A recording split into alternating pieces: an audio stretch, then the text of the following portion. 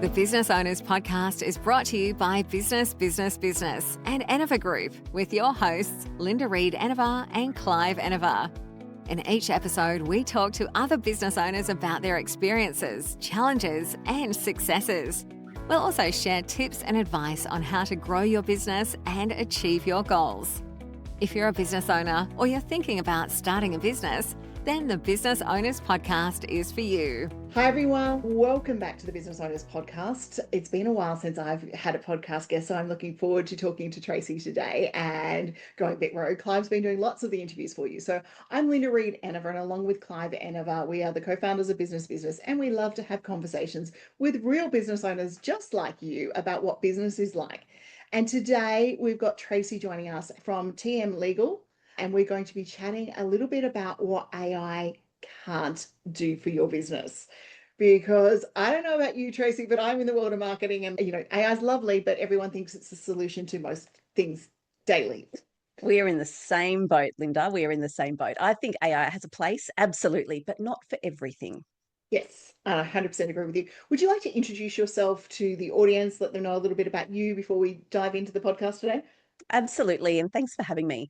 My name's Tracey Mylecharane. I'm the founder and director at TM Legal Atelier, and we are a virtual commercial law practice who loves contracts. So we are all about setting businesses up for success, setting them up so that they don't end up in a dispute later. And I'll tell you why I do that. Linda, my background is litigation and dispute resolution. So for the first 12 years of my career, I spent in court acting for businesses who were suing or being sued. And I can tell you, it's exciting and sexy and fun for the lawyers, not for the business owners. Fast forward to now, I had no life back then. It was no kids, there was no husband, there was nothing other than work, which was great. Life doesn't look like that now. And that level of intensity and stress is not something that I find sexy anymore.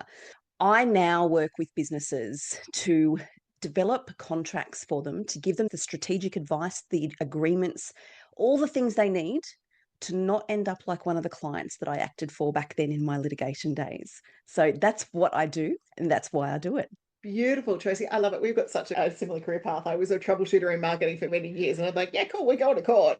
It's nowhere near as sexy when you're working those hours and all of those sorts of things. So for the young people doing that, please enjoy that career. There does hit a stage where we all turn around and go, no, we can't do that anymore. There certainly does. It was great for the lawyers, but as I say, for the business owners, it was destruction. It was destruction, and it doesn't have to be like that. And I think where we're coming from today, with Tracey and I were chatting before we jumped on air, guys, to be able to jump into this podcast today, we've been talking about the things that we don't know. So the things that business owners don't know. Now, why AI has its place and it's opened up the world, and trust me, I'm happy to teach and I'm happy to look at systems and how do we do things. There are certain things AI should never do. And from my point of view, there is also a lot of misinformation of things that you don't know that can land you in trouble when it comes to the world of AI. Just because Chat, Gemini, Claude, whatever spat it out, doesn't mean that it's gospel. Oh my goodness, we could talk about this for hours, Linda.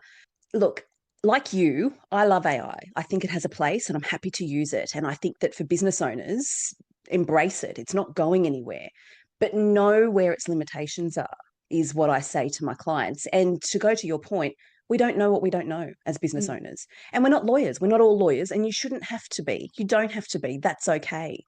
But when we go to AI, whether it's ChatGPT or Claude or Gemini or whichever one it is, the first thing to understand is it is not designed to be up to date with the law.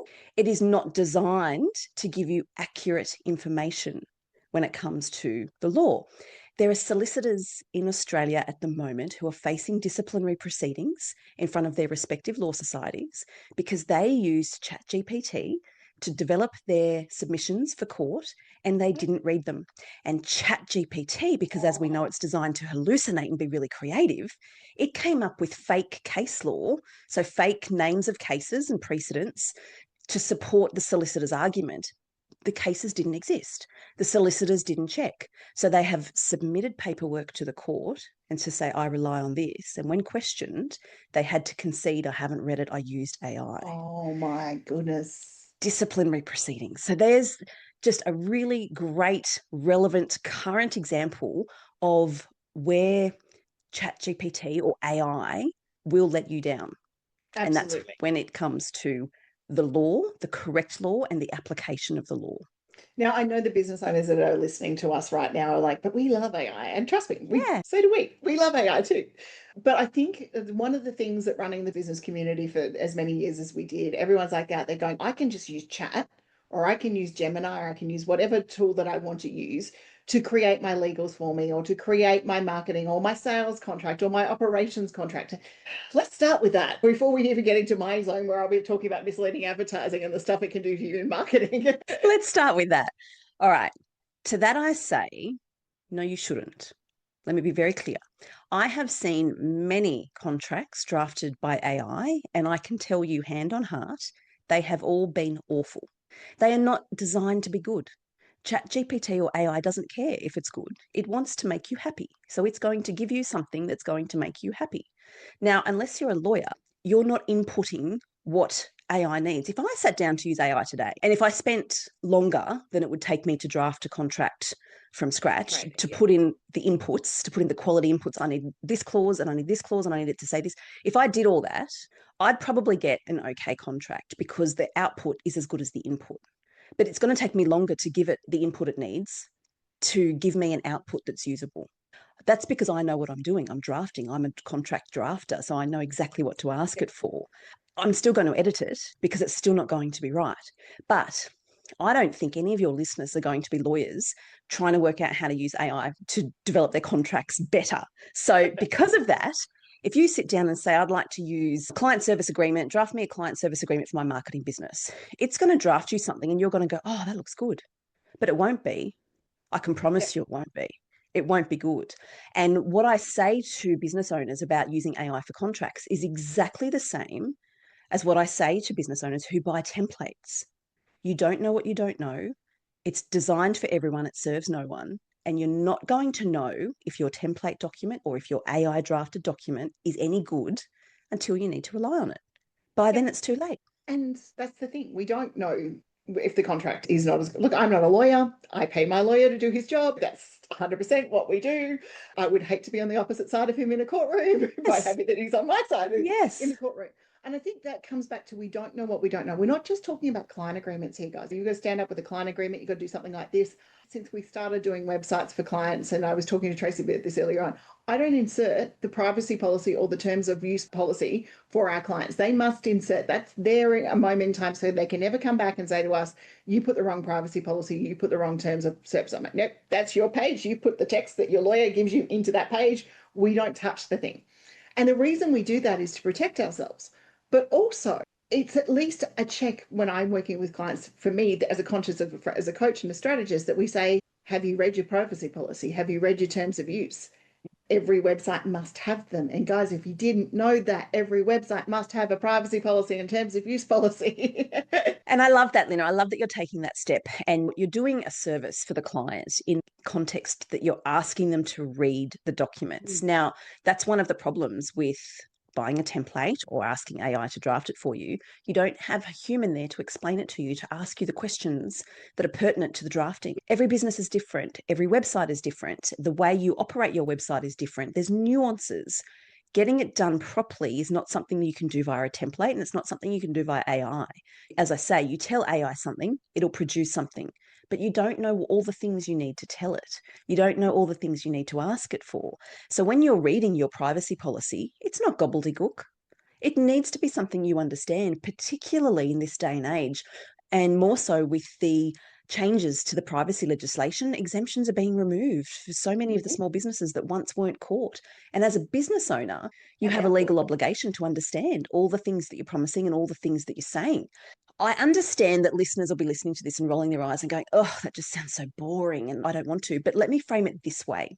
Your legal documents, if done well, should be one of the most powerful tools you have in your business. I will speak from experience here that we've had to rely on our contract once or twice, and the contract has served its purpose, and it's paid for itself by serving its purpose. I bet you it paid for itself after just one time. Oh, yeah, absolutely. Yeah. Well and truly paid for itself after one time. And that's what Yeah. you need, guys. You need a really good contract for that sort of stuff. Why we're talking about the things that AI should and shouldn't do. And we're talking about boring. I get it, guys. We are talking about boring stuff here. But we've just spoken to you about the service, those agreements, those things that you're going to rely on, your privacy policies, those sorts of things. There are good opportunities for it to review gaps that you might have that you can ask a lawyer or you can do something like that. And especially if you do not understand the document, then cool. Yeah, put the thing in the chat GPT and go, what questions do I need to ask my lawyer about this so that I better understand it or I don't understand it so that you can actually get some clarity. And I think the biggest thing that we were lucky enough when we were establishing our contracts and that sort of stuff. I have a corporate background, Clive has a corporate background, but to have a really good conversation with our people. But there are questions that I know I asked in that thing and go, okay, I'm not corporate lady anymore. What does this bit mean? What does that bit mean? And do not take chat's answer or Gemini's answer. Ask your lawyer then. I need understanding on this. Ask the questions. What I'd say to that, though, is I'd like to go back a step from there, Linda, and say if you're working with a lawyer, you shouldn't be in that place anyway. Because if you're working with a lawyer who actually wants to collaborate with you, by the time you have finished developing your privacy policy or your client service agreement or your employment agreement even, you shouldn't have questions left because they should have taken the time to explain it to you. So if you're getting to the point where your lawyer's giving you a document and you don't understand it and you've got questions, I wouldn't say put it through ChatGPT. I'd say go get another lawyer. Lawyer, yeah, exactly. And I would most probably the same thing in marketing. We sit there and go, people should know what they're doing. Like I have so many clients who get frustrated with me because I want them to understand the process from start to finish. I'm like, you need to get how much time this bit takes and that bit takes. And I want you to read over the text before we put it out on your social media, because as soon as we put it out, and this is going to bring up a really good AI, keep on it right now. AI can generate the most amazing social media posts if it happens to put misleading terms in it or false advertising terms or stuff that you cannot say on a platform. You are responsible for those words. Yes. Even if I wrote them as a marketing agency, you sign off on them, you're responsible. Once it goes out under your brand. Absolutely. And that no doubt would be in your agreement because you've had it drafted properly. And the thing is, if something goes wrong and a client or a member of the public, a consumer reaches out to you and says, that's misleading and deceptive marketing, it's not a defense for you to say, oh, my bad, I didn't know. That's not a defense. You're still completely 100% in the gun for that. And you have to take responsibility. That's something AI can't tell you. It can't give you those warnings or those precursors because it's drafting its content for you to make you happy. Exactly. And that's what it is. Yeah. And even when it writes the social post, it's going, I'm going to write that really nicely so it's happy. It may not be the right thing to your audience. And you, Tracey, you brought up a really cool thing at the start that where you were saying that sometimes it would take you longer to train the AI with all the material that it needs to be able to. And trust me, guys, we train AIs here regularly, and it's efficient. If it's working with us on a long-term project, it's normally not as efficient as my writers and me working on stuff inside that space. AI is a tool. AI, if you're going to think about your chat or your Gemini or your Claude, and you all name them, I know you all do because I've heard you all name people and I think it's great, is a tool that needs to be trained like you would train any other staff member. And it comes in as an absolute junior. It does come in as an absolute junior. And there are some larger law firms that I've been reading about who are training AI for internal purposes, not to draft documents, but to treat it as a junior, to do some grunt work. But they're spending a lot of time and a lot of money and a lot of energy to train it, to get it to be a junior. Just to be clear, I don't use AI in my business for anything client related. I don't use it for research. I don't use it for drafting. I don't use it for edits. I don't use it for that. I've got other infrastructure that I use for all of that. I use AI. Business manager reaches out to me and says, I need you to do a reel on this. And I go, oh gosh, really? Okay, let me do some brainstorming. There's definitely a use for it. But when it comes down to something that you need to rely on because you're going to be inherently responsible for, my advice is work with the professionals, not AI. 100%. And what Tracey was saying to you there, guys, too, is just make sure that you are looking at professionals. I jokingly said the other day we had a client rewrite copywriting that I'd written, and then one of my other copywriters had also written a piece for her, and she rewrote it with AI and said, oh, this is so much better. And I'm like, it's okay. I'm sure query aligned clients there. Well, the thing was, that's the next thing I said. You do realize I wrote that piece.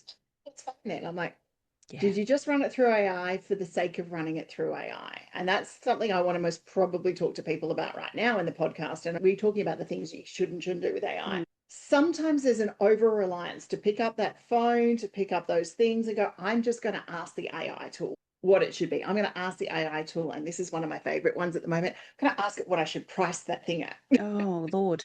Again, it's not designed to give you accurate or factual information. It's designed to make you happy, and it's designed to hallucinate. In relation to running things through AI, there's a couple of things I want to say here. Yeah, one, if we're talking to professionals and particularly lawyers, and I actually now have this in my cost disclosure with my clients, if you run something through AI that your lawyer's given you, an advice or a draft or something like that, you're waiving legal professional privilege. You are so significantly compromising your position with your lawyer. Don't do it. But more importantly, if you need to do it, you're probably with the wrong lawyer. So we need to be working with people that really support us in business. We're wearing all the hats as it is. We're doing enough. We don't need to make it harder for ourselves. Have the right professionals. That's the first thing to say. The other thing to say is you have to be so careful when you're putting something through AI, because if it has any personal data, if it has any identifying information or data in relation to your client or your business, you're giving it away. So if you were to do that, you are in breach of the privacy legislation because you're not allowed to do that. Secondly, you're giving away the information because when you sign up to AI, the terms and conditions that you agree to and probably don't read says everything you give, you're giving. Okay, unless you're using a closed type of AI where it's not learning from information and it's not doing anything else with we're information. using pro And accounts and that sort of stuff. and that exists. But Which we do generally use. speaking, be aware of what you're giving away. The Yeah. other thing is when you're using AI to create copy or articles or ideas, have a think about the copyright, because AI may well be infringing on somebody else's copyright in Plagiarism giving it checks to are you. huge. Yeah. It is. So we have to think about that. And if you're going to create something and put it out into the world and you've used AI, you need to be really careful what representations you're making. Is this my original article? If you've used AI, it's not, unless you've topped and tailed it and spent significant time going in there to make sure it's your own work. Because under the copyright legislation, any original work that you create is yours. You own the copyright. But if you've used AI, query whether it's yours. It's a really good question. It's a really big question, and it's something that we need to be so careful about in terms of the extent that we're using AI, because it could be misleading and deceptive to submit an article or a piece or something that you've done, submit it as your own original work when in fact it's not. And I think that, guys, I have no problem. And I say this to people, if you want to draft using AI, absolutely draft using AI. But there is actually a better way to draft an article or to draft a piece or to draft something like that. And it is a little bit of using AI because you're going to tidy up at the end. I want you to talk to your phone, to your computer, to whatever, and then get it drafted and refined. Okay. But also, I'm going to say this to all the freebie AI users out there that want to be using the free accounts and the etc. Pay for the closed account. Okay, pay for the closed Chat GPT, pay for the closed Claude, pay for the closed Gemini. If you're on Google Workspace, guys, you are on a closed non-training data space. Pay for the pay tools that give your data that layer of protection. Now, there's going to be some people here that all of a sudden go, oh my God, I didn't know about that. Cool, that's fine, because we all agree and we tick to the box just like we do Facebook and everything. We've ticked the box and gone, yeah, we don't need to read the terms and conditions. However, and I don't know if you know about this, Tracey, last year, CapCut. Oh, yes. Yeah, you know the CapCut one. So they decided that everything you upload, they could manipulate and use in any way. It was very loose and they were most probably not going to do it, but they made their terms so loose that if you loaded a photo or a video and it wasn't used, they could still use it in their marketing and they could use it any way that they saw fit. Overnight, it was if you upload anything here, you know, it's going to be used by everyone else. And I think that you and I both would be aware of the story and the freak out that happened. Yes. Oh, yes. Very aware. Yes. Those terms have not changed. Yeah, I'm seeing so many business owners going back to using CapCut. And I think, guys, we've got to be looking at our terms of service and what information are we prepared to give in our data to AI. An extension of that, and yes, we do. And so what's screaming out at me just hearing this, it takes me back to those days where one of my social media clients, she's a social media manager, reached out and she was in an absolute flap about this, but the advice was don't use it. It hasn't changed. Yep. My advice hasn't changed. If you're going to use it with eyes wide open, be very mindful of what you're using it for. But what I want to say here as well to business owners is think about the brand and reputation damage that type of use can have for your business. And so everything that I advise clients and all of the work that I do with clients, and I suspect you're exactly the same, Linda, it's done through a lens of development and growth for the business, advancing the business, best interest for the business, to protect the business from something going wrong. We don't want something to go wrong. So know what you're using. So stop just ticking the box, have a scroll, just look for certain things. You start to get the hang of it so that you know what you're using and you can make informed choices. Think about the brand and reputation damage that could do to you if you were to be caught up in a situation where CapCut starts using some of your content, or worse, some of your clients. Yeah. Yeah, absolutely. And I think I've seen that. And look, we have a situation on our books at the moment that I've just seen a logo that's come across my desk and I've gone, okay, quick reverse image search, see how that goes. Okay, someone else has got it. And this isn't so much AI, this is templated logos, which do happen from time to time. But if you want to trademark your brand or anything down the track, you're done in the water, guys. You can't trademark something that has been generated through AI. You can't copyright anything that has been generated through AI. So there's got to become that time where you're sitting there going, okay, where are we going? Now, I'm in the processes of uploading my next book up to the loading. It's a bit different than the other one that was all the hard slogs and that sort of stuff of writing. And part of the process when we submit that book is, did we use AI to review and edit the material? Yes, we did. I'm not going to make it up. We did. We went, are we missing? Are the chapter structures doing everything that it should be? All of those sorts of things. It is in a closed barrier, guys. Like, it's not in a public domain version because we're not going to give the book out to the public domain. However, in the end, the good old printed out, and it's sitting beside me here. Here we go.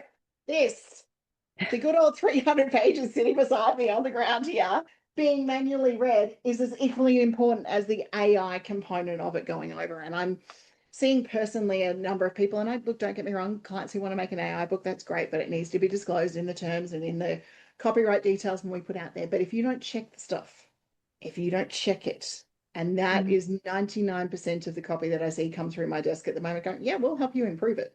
But check it, fact check it. Even if you've got a copywriter writing stuff for you, the fact check relies to be on you, the business owner. The fact check is not on the copywriter.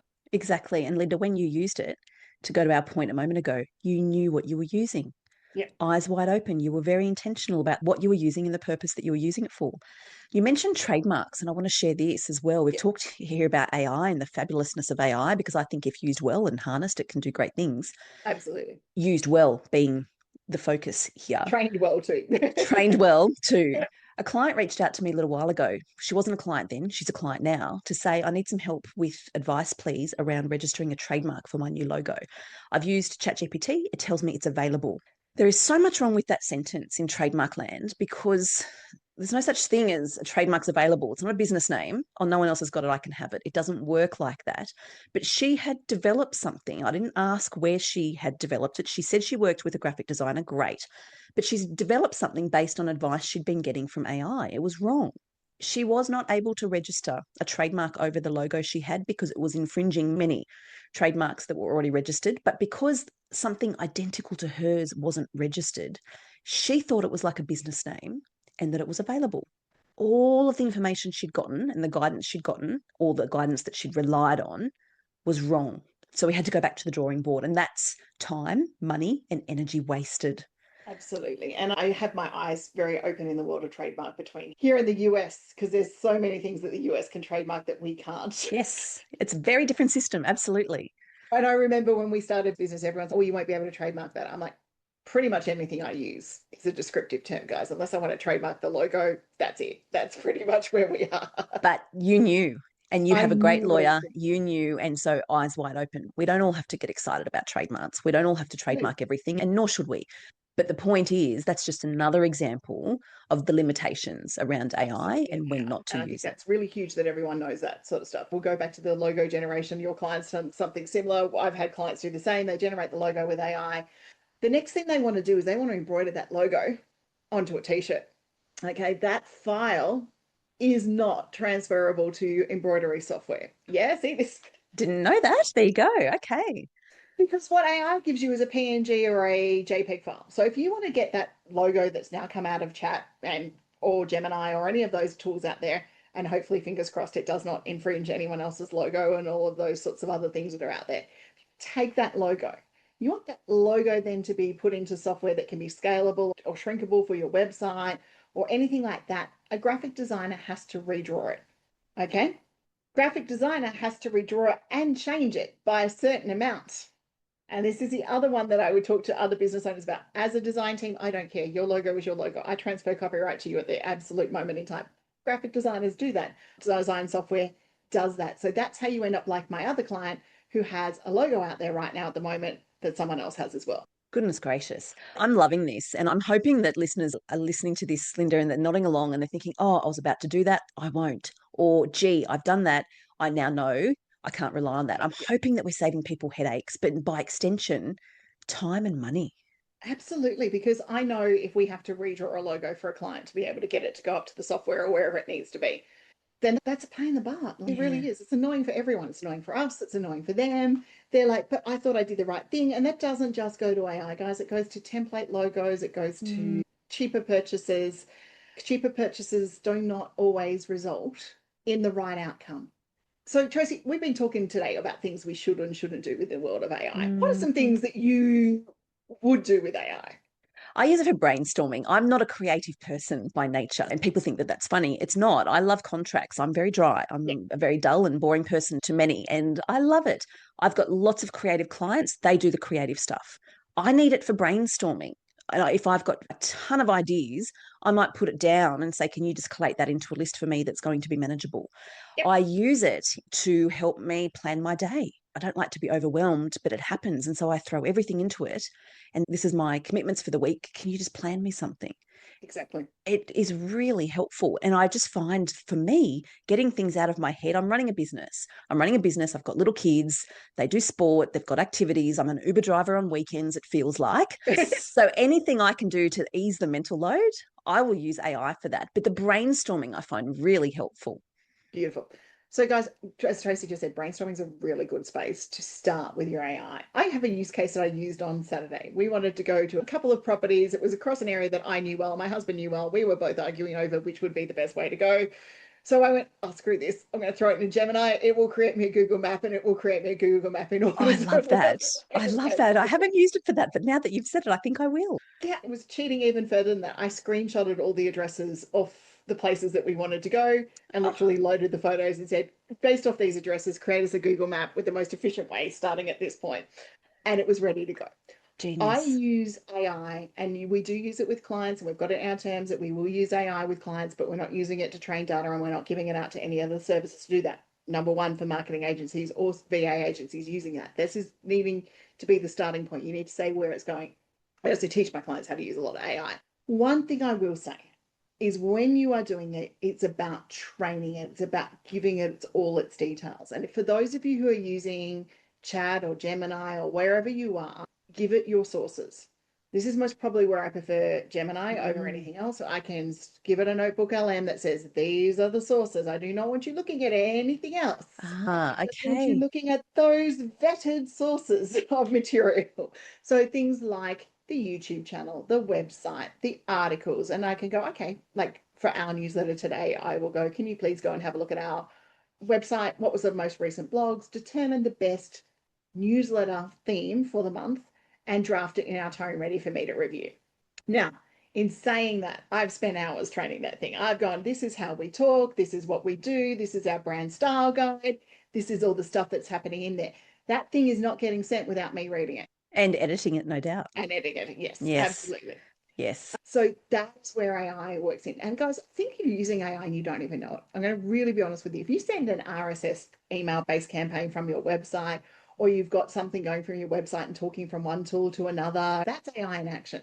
We've been using AI, we've been zapping stuff across, and it is not that AI and automation is evil, but it still needs a human person inside that area.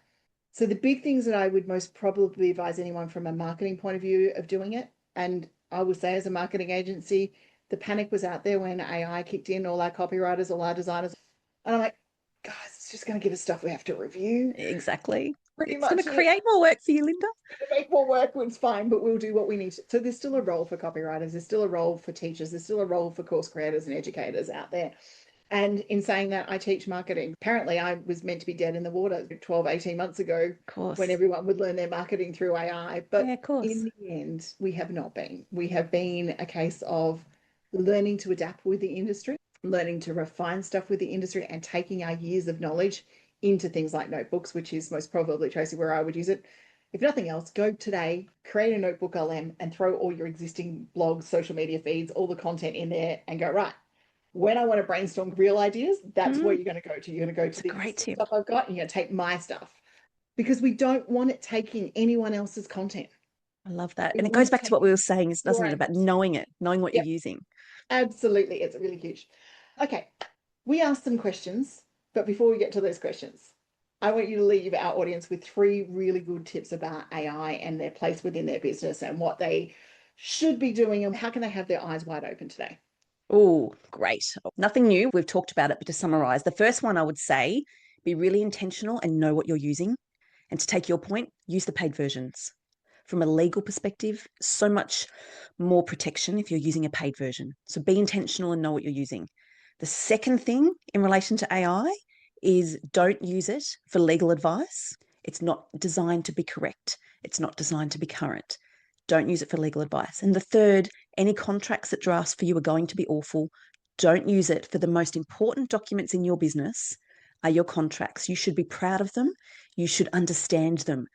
Don't outsource them to AI. They won't be any good. But if you don't have a lawyer that's helping you develop these, get a new lawyer. It's like a marriage, it's like a relationship. You've got to feel good and have the right vibe. So work with the right person to develop those really important documents, not AI.